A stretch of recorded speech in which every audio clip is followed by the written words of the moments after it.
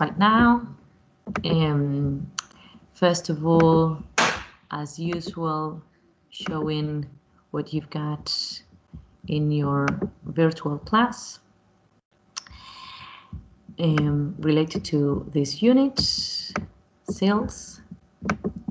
And as I told you, apart from the contents, the PowerPoint presentation and the photocopy with the activities, got there the video on the class that we had last Wednesday. So I will try to do the same with the class that we've got today. Well, I asked you to do some activities for today, and because they were 3 activities and probably were your homework before Christmas. creo que lo eran. I guess everybody has them, so you're going to have no problem answering them. The first one goes to Andrea. Andrea, please, what do you have as an answer for this question? Are all unicellular organisms prokaryotic organisms? What do you think? Yes. Are they all of them prokaryotic, all of the unicellular organism? Your answer is yes, my answer is no. So now we've got to look for examples.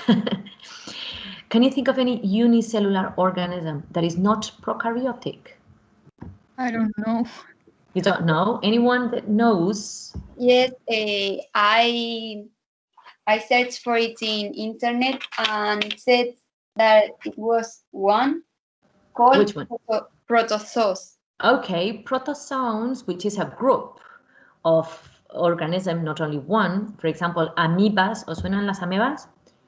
Amoebas is one group of protozoans, different species. They only have one cell, but this cell is eukaryotic. We've got paramecium, los paramecios.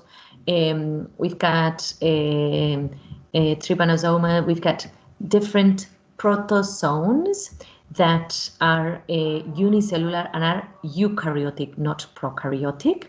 But not only them, we've got algae as well. Some of them are unicellular. Of course, those algae that you find in the sea, la respuesta es no, claro. Are all of them, espera que te voy poniendo este con las soluciones y así lo vais viendo ahí escrito. Are all of them unicellular? No, they are not. Because we've got the examples of protozoans that are eukaryotic. A ver que le hago así y le digo que me inserte un salto de página para que no veáis la solución del siguiente. Are all of them unicellular? No, they aren't. We've got protozoans that Lucia mentioned, but we also have algae that are unicellular organisms. I was saying that obviously not the algae that you find in the sea. Those algae that you find in the sea, they are multicellular. They are big enough to have more than one cell. But if you see this green water that you find either in your swimming pool when autumn arrives, or maybe in ponds, in charcas, this green water is green because it contains unicellular algae. If you put it in the microscope, under microscope, you're going to see unicellular algae that look like this. Okay, these are only one-celled organism, single-celled organism. Okay, this unicellular algae. And these cells are eukaryotic, so that would be another example. And the third example is yeast. Anyone knows what yeast is? What's the Spanish for yeast? Era algo como una cita o algo, no sé. Sí, porque es un tipo de hongo. Yeast es levadura, ¿vale? But is a type of unicellular fungus. When you're adding yeast to form bread, what you're adding is fungus, unicellular fungus, that are going to do the fermentation of those sugars, and then they're going to transform it into this tasty bread. Okay, so The answer is no, they aren't. Protozoans, yeast, and some algae are unicellular organisms with a eukaryotic cell. Why do we usually join these two terms? Because every prokaryotic cell belongs to bacteria. Only bacteria have eukaryotic cells. And bacteria are all of them unicellular. So if the question was the other way round, are all prokaryotic organisms unicellular organisms? Then the answer would be yes. But if the question is, are all unicellular organisms prokaryotic organisms? The answer is no. Do you see the difference? ¿Lo veis? Sí, ¿verdad? Sois muy listos vosotros. Admitimos a Manuel Rina, que viene de tomarse el almuerzo. Okay, next question. Next question is 3 differences between prokaryotic cells. Ay, que no me deja. Oh. 3 differences between prokaryotic cells and eukaryotic cells. Qué magia. Pues os tengo que cambiar porque no me deja poner ahí una esta. What are the 3 differences between prokaryotic and eukaryotic cells? Venga, que os la he enseñado mucho rato como para que no sepáis decirme nada. Manuel, que acabas de llegar. Have you done your homework? What homework? What homework? I think that means no. Activities 1, 2, and 3 was your homework for today, not only for today, but it was your homework for Christmas, I would say. But activity number 2 is asking you 3 differences between prokaryotic and eukaryotic cells. I'm not asking you whether you've done it or no, I have no doubt. Manuel, can you name 1 difference between prokaryotic and eukaryotic cells? De la barrera protectora que tiene alrededor de la célula. Okay, can you say it in English and with the right term? Which one doesn't have this protective barrier? De prokaryotic cells. Prokaryotic cells do not have what we call nuclear membrane, nuclear envelope. So we say they don't have a nucleus. That would be the most important difference. But we mentioned 2 extra differences yesterday. Remember that the beginning of the unit, esto de aquí, dice prokaryotic cells versus eukaryotic cells, comparison. So the first thing we did was the comparison. We mentioned differences between them. Apart from the nucleus, what are the other differences? Venga, Manuel, que te he puesto la solución. The second difference would be the size. Que estaba hablando con el micrófono apagado. Ay, vale. The second difference would be the size. We've got the differences here. Apart from lacking of a nucleus, the size is also... Dime. ¿Estás compartiendo pantalla? Ay, no lo estoy. Es que no sabía si... Hoy, ¿cuánto rato llevo sin hacerlo? Todo el rato. Sí, bueno. Ay, qué tristeza. Bueno, ahora me lo decís. Ahora ya sí se ve, ¿verdad? Y yo os he enseñado hasta las algas que os he estado enseñando y no veíais nada.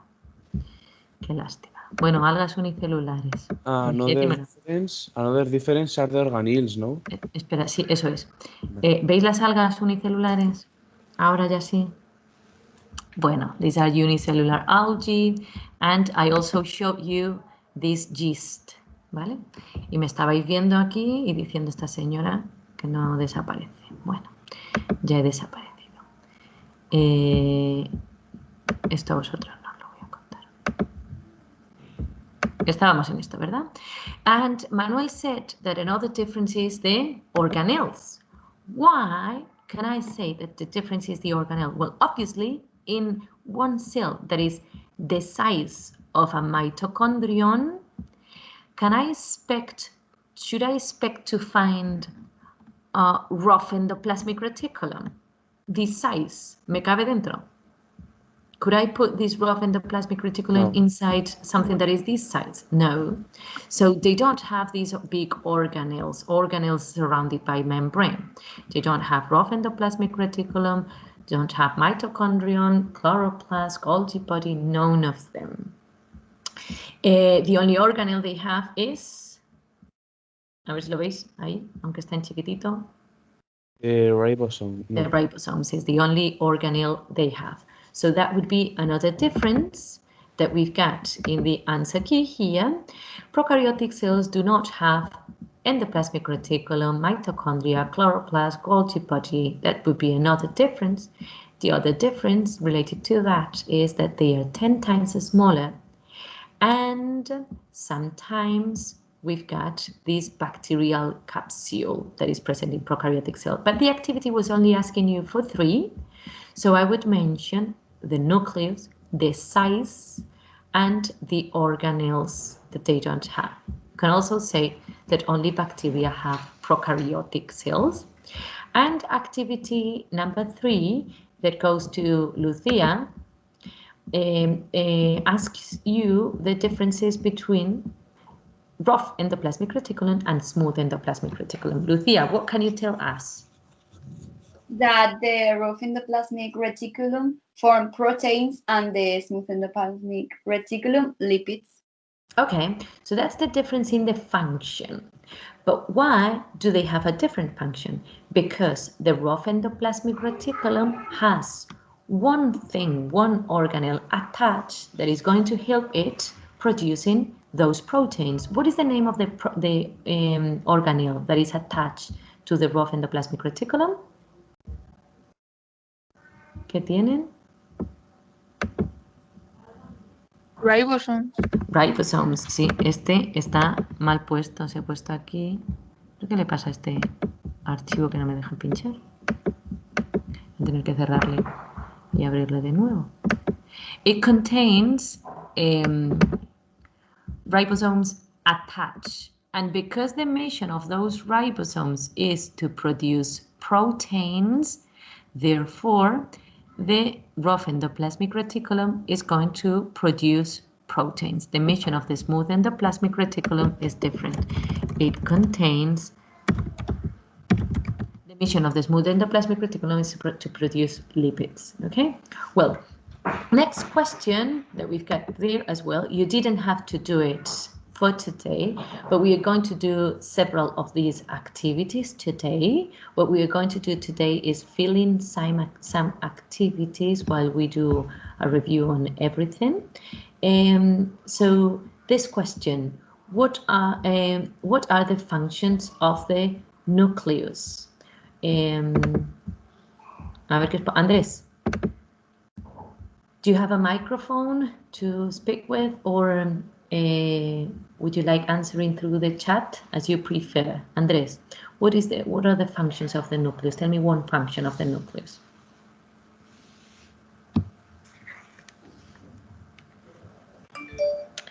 Andrés no tiene micro, pues escribe, no pasa nada.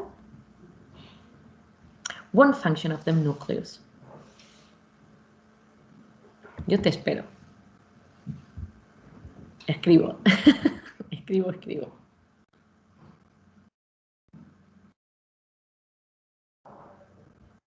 Don't worry about your spelling. If you make any mistake, we'll understand it.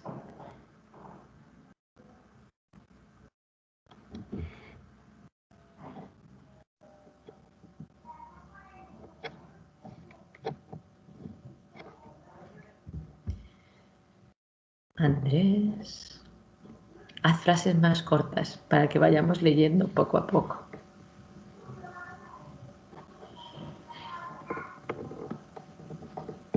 Bueno, lo has conseguido, me rindo. Iván, would you mind helping him? The nucleus stores the DNA, perfect. The nucleus stores the DNA, protects the DNA, and the DNA contains the genetic information, the information for the cell to work. So you can summarize the functions of the nucleus as protects the DNA, contains the genetic information, controls the cellular activity. In fact, you're saying the same. It contains the genetic information, the DNA. As it contains it, is protecting it. And this DNA is responsible for the cellular activity. So the nucleus is controlling the cellular activity. Okay, that's the answer for question number 4. You can answer every question in the photocopy if you want to. And as we did last term, you will just have to give me the photocopy, the picture of the photocopy for the day of the exam. Next one goes for Javier. Le teníamos por aquí, sí, ¿verdad? Javier, that question goes for you. What is the mission of the nuclear pores? What are nuclear pores necessary for? What is the mission of these nuclear pores? Do you have microphone, or would you like writing on the chat?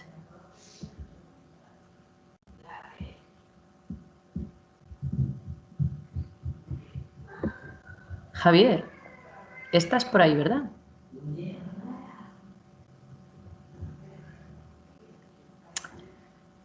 Parece que Javier no tiene micrófono ni tiene teclado. Carlos, would you like helping him? Mission of those nuclear pores.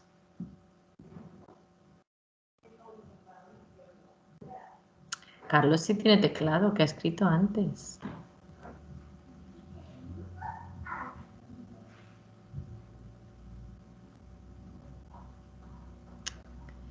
Se han ido a echar una partidita. Bueno, the rest of you, any volunteer to tell me the function of those nuclear pores? No idea. Do I have to? The let exit the RNA, no? The RNA, perfect. That was your answer as well, Andrea, wasn't it? Letting some components moving out of the nucleus to the cytoplasm. And they also, thank you very much, Carlos, because they also help the ribosomes moving from the nucleus to the cytoplasm. Not only RNA, but also ribosomes that were producing the nucleolus, they will go out to either the cytoplasm or the endoplasmic reticulum through these nuclear pores. So that is the mission of the nuclear pores. Let messenger RNA in general moving out of the nucleus, and also ribosomes. Question number 6 is referring to these two structures, number 1 and number 2 in this picture, and it's asking you how they interact in the process of formation of proteins. How do they interact in this process of protein formation? Venga, Andrea, que no te he dejado antes. How do they interact? What's the mission of the nucleus in the formation of proteins? What is the mission of the endoplasmic reticulum or ribosomes in the endoplasmic reticulum? A ver si sabemos así explicarlo, Andrea. I don't know. Yes, you do. Yes, you do. What happens in the nucleus that it's important for the But I don't remember. Que sí, hombre, que sí. I'm going to show you this picture that is going to be your help. I'm going to put it a little bit bigger. What do we have in this picture? A ver qué ves, Andrea. We've got something in red. What is that? What? Something in red. This structure in red. Red The color. ribosome. The Or the ribosome. And what do we have here? What is this structure, this long structure there? The RNA. The RNA. Where is this RNA coming from? I don't know, from the nuclear pores. From the nucleus, it went out through the nuclear pore. So what is the mission of the nucleus? The nucleus is going to form RNA from DNA, and is going to send this RNA outside of the nucleus. Where to? To one ribosome. What is the ribosome going to do? It's going to read it, read this information. And while it's reading the information, it's producing the corresponding, what is this? Proteins. A protein. So it's building the protein with the information that it has received from this RNA. So, and this protein will be then sent inside the endoplasmic reticulum in order to be stored, modified, and then sent to, what's the other organelle? ¿Hacia dónde va esto?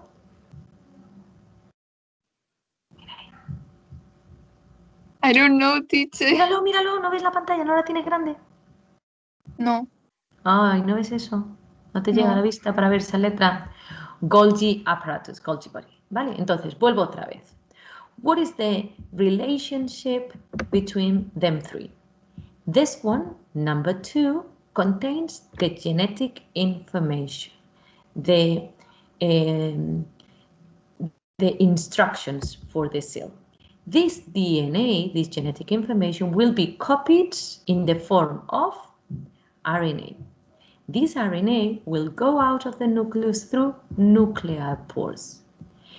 It will be read by ribosomes.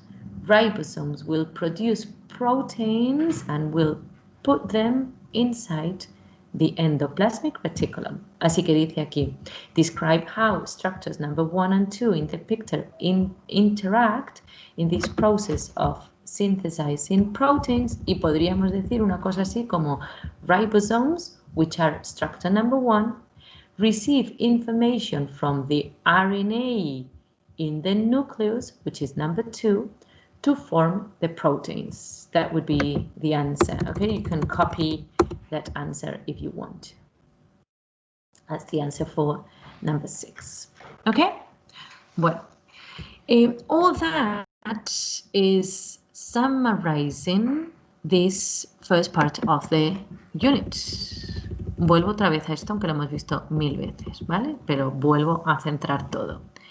Definition of cell, components of the cell, differences between prokaryotic and eukaryotic, evolution from prokaryotic into eukaryotic, and components of the eukaryotic cell. What are the components that we've got to study this year? Some of those that are present in number 14 and 15 in your book, but just some of them. Which of them? Well, very important. The nucleus with all the components, you've got it in page number 13, esta es de la 13. The nucleus with all the components that we saw the day before, and ribosomes, endoplasmic reticulum, and Golgi apparatus that you've got in page number 14, and also centrosome that you've got in page number 15. ¿Terminamos Golgi body el último día? No sé. No os acordáis. No lo ¿Crees, sé. crees Pero creo que no. Si yo pregunto a alguien, what's the mission of Golgi body? Any idea? Como que pasaban del rough endoplasmic, pasaban las proteínas al Golgi y luego no sé qué hacía con ellas, la verdad. Vale, no sabes qué hacía con ellas. Venga, pues entonces, lo haya contado o no, lo repito. What happens when these substances, we are referring to proteins right now because we are referring to the rough endoplasmic reticulum, but Golgi body is going to receive substances from the smooth endoplasmic reticulum, so it's going to receive as well lipids, ¿vale? Pero vamos con proteins, which is what we are going to see this year. What happens with these proteins when they arrive to the Golgi apparatus? That the Golgi apparatus, Golgi body, the same, modifies a little bit those proteins if needed, si es necesario, a veces no, but especially packages the proteins. What does it mean that it packages? That it's going to form different packages. It's going to form packets that are going to be different depending on where they need to be used, where they need to be sent. Para eso necesito volver a esta primera, which is the cell membrane that we studied last year. Sé que hace mucho, pero what was the mission of the cell membrane? Controls what moves in and out of the cell. Sí que os acordáis de esta definición, ¿verdad? Control what moves in and out of the cell. So how do you control whether someone can get into your house or you shouldn't let this person getting into your house? You've got to recognize it. In order to recognize it, you probably ask this person to show an ID. Well, the ID, el carné, for most substances to be recognized by the cell membrane is the proteins in the membrane. You've probably heard about coronavirus that 1 year ago was not infecting humans. It was also infecting some animals. You could be in contact to those animals, but the virus was not going to get into your human cells because the virus didn't have proteins that connected with this cell membrane and got in. Mutations in this virus led to the possibility of the virus infecting human cells, and then we've got the problem that we've got right now. The problem is that this cell membrane that was letting get some substance in or out, depending on whether the cell considers them dangerous, the virus cheat, le ha engañado the cell membrane. Bueno, volviendo a esto.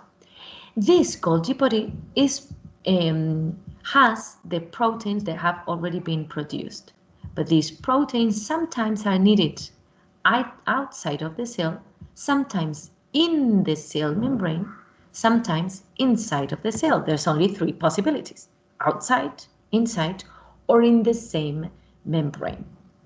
Well, Golgi body will produce 3 different types of bags, packages.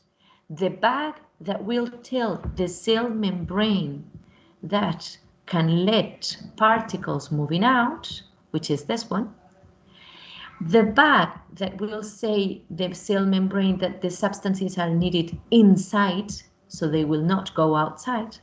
And the third type that will keep the proteins here in the membrane of the vesicle, so the membrane fuses, se funde, with the membrane of the vesicle fuses with the membrane of the cell, and then the proteins remain in the cell membrane.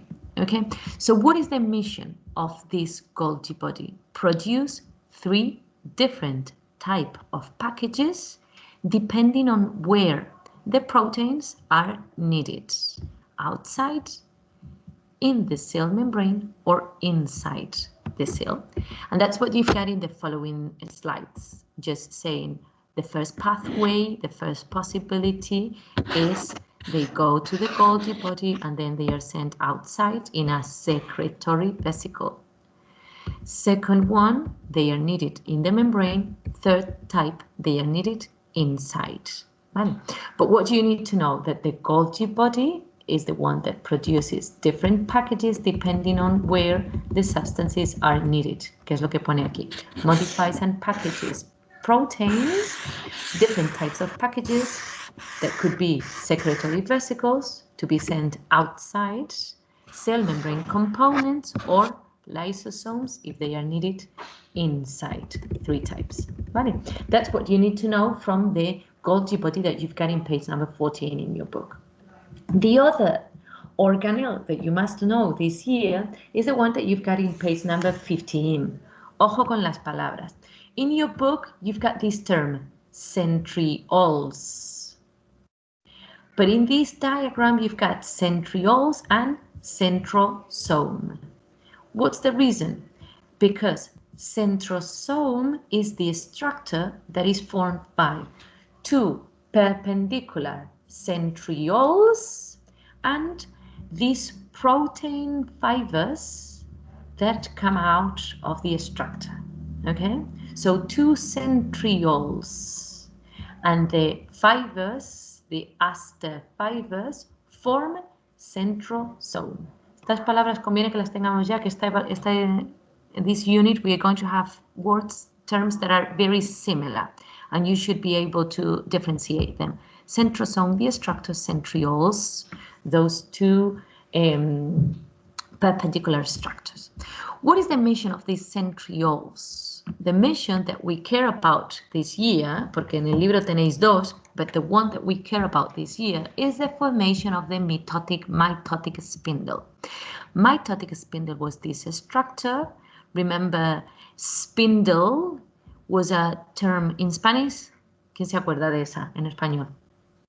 Spindle, el del cuento de La Bella Durmiente, esa palabra que usábamos tan poco. Venga, un micrófono abierto para decirme cómo se dice spindle en castellano. No? No idea for the Spanish for illness? Spindle, perdón. Uso. Uso, okay, but with an H. That's the Spanish. Oh, qué mal lo pongo. Uso. That's the Spanish for spindle. Uso, which is this rugby ball shape. This spindle is important during the cell division because we said that these fibers are going to join to the centromere of the chromosomes in the kinetochore, and they will divide this structure, that is the chromosome that contains two identical parts. Thanks to this mitotic spindle, the fibers will join to this structure, and after joining there, they will get shorter and shorter. So they will separate this chromosome in two identical parts. So at the end, I've got two identical cells. The last part of this unit that we were going to study from Unit 1 in your book was, apart from the function of the centrosome, how and why do cells divide? This is what you've got in your book in page number 21. So I told you that we skip pages 16, 17, 18, and 19, and 20 in your book. We are not going to study them this year.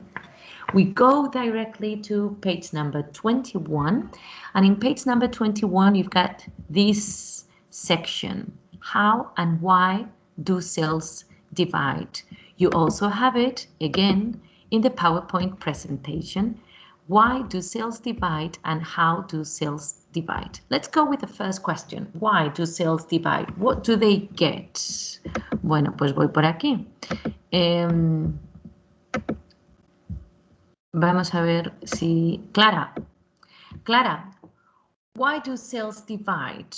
What do cells in your body, Clara, divide? ¿Se dividen? Cells in your body? Yes, they do.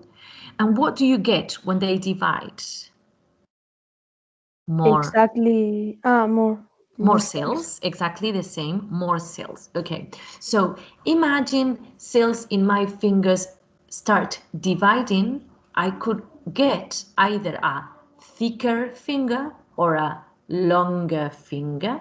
When in your life do you use this cell division in this sense, getting longer and thicker structures? When you are growing. Okay, so what's the mission of cell division in our organism? Let the organism grow. But we also use it in case you make a wound, your cells in the skin will divide to restore a structure. That would be another mission for cell division in our organism. So multicellular organisms, as you or myself, we use cell division to increase the size or maybe to replace some cells that are damaged, that die off. But imagine you are this unicellular organism. What happens if you do cellular division? That instead of one, what do you have? Un valiente, me da igual quién. Instead of one, after this cell division, we've got two. This is a unicellular organism. These are two unicellular organisms. So what has this unicellular organism undergone? Reproduction. When you do cell division, do you have a baby? No, you just restore the structures. But when a unicellular organism undergoes cell division, what it's doing is reproducing, forming another organism. The two nuclei are going to be identical. Sometimes the cytoplasm is also identical. Sometimes one of them is bigger, the other one is smaller. No worries. The important part of this cell division is that the nucleus gets exactly the same information. That's the second part. How do cells divide? All cell divisions will have, first of all, duplication of the DNA.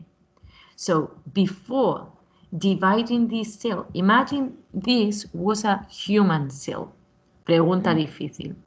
How many chromosomes will I find in this nucleus? Lo vimos el otro día. How many? 21.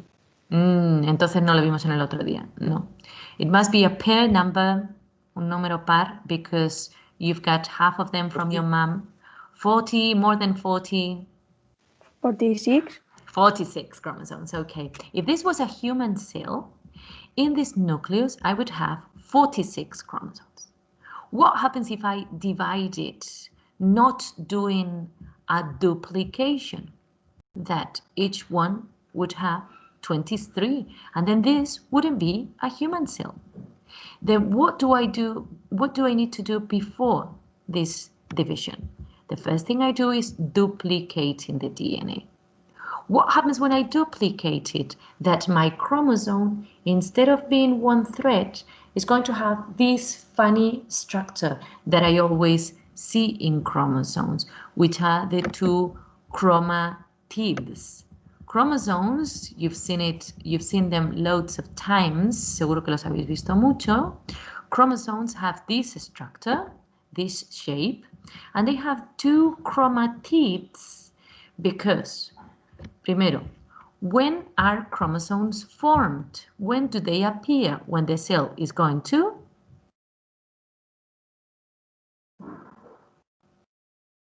Reproduce. Multiplicate.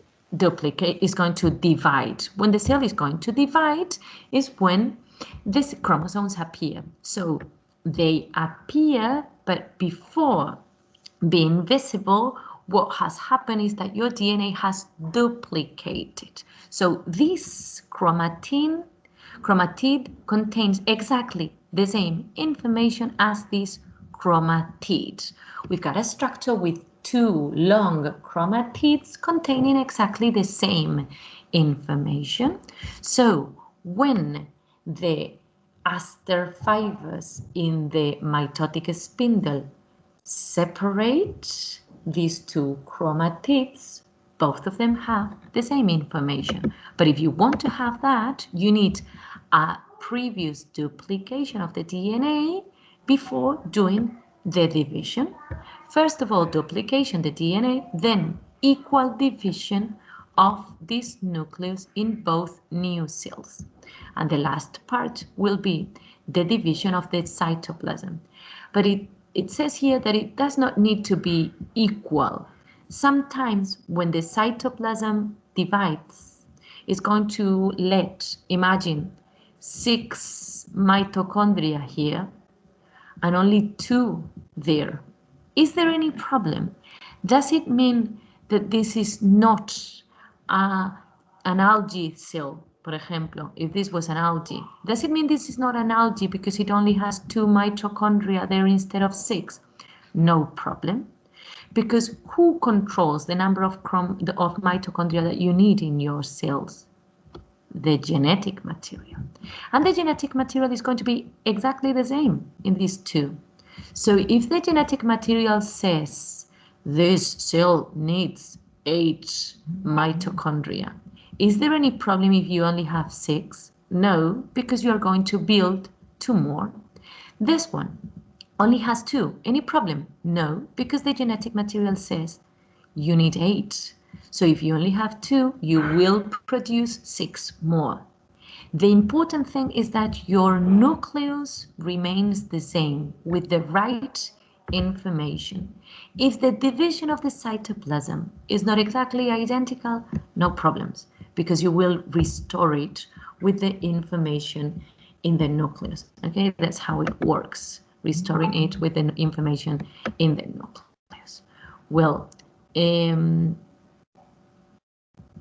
activities that you can do for homework. Vamos hacia abajo. Estas creo que son ya de chromosomes, all of them.